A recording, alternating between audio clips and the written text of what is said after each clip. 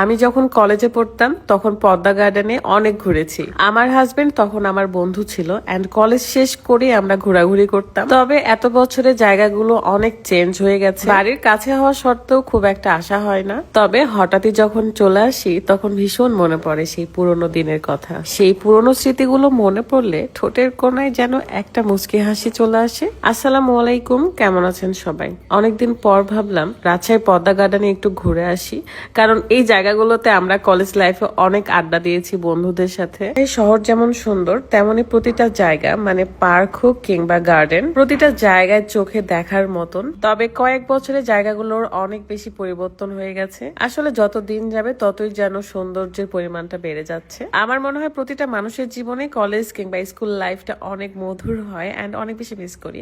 আজকে আমি একা একা ঘুরে বেড়াচ্ছিলাম আর স্মৃতিচারণ করছিলাম। এর মধ্যে আমি একটা রেস্টুরেন্টেও চলে আসি, রাজশাহী সিমলাতে এই রেস্টুরেন্টটা। এন্ড এখানে সুন্দর একটা মিররও ছিল, তবে মিররটা অনেক নোংরা ছিল, মনে হচ্ছিল যেন পরিষ্কার করা থাকলে আরো সুন্দরভাবে আমাদের দেখা যাইতো।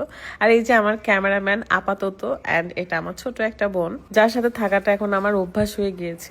আমি এমনই, যখন যাকে ভালোবাসি তার সাথে এমন ভাবে অভ্যাস তৈরি করে ফেলি যেন মনে হয় সে ছাড়া আমি চলতে পারবো না। কিন্তু কাউকে ছাড়া যে কারোর জীবন চলে না, এটা কিন্তু ভুল কথা। বরং আল্লাহ আপনাকে ভালো রাখার জন্যই কিন্তু জীবন থেকে সেসব মানুষদেরকে সরিয়ে দেয় যাদের আপনার জীবনে কোনো প্রয়োজনই নাই। জাস্ট মনে করবেন স্বার্থ নিয়ে এসেছিল এন্ড স্বার্থ শেষ, তাই তারা চলে গেছে, আপনি বেঁচে গেছেন। আপনি একা থাকেন, ভালো থাকবেন।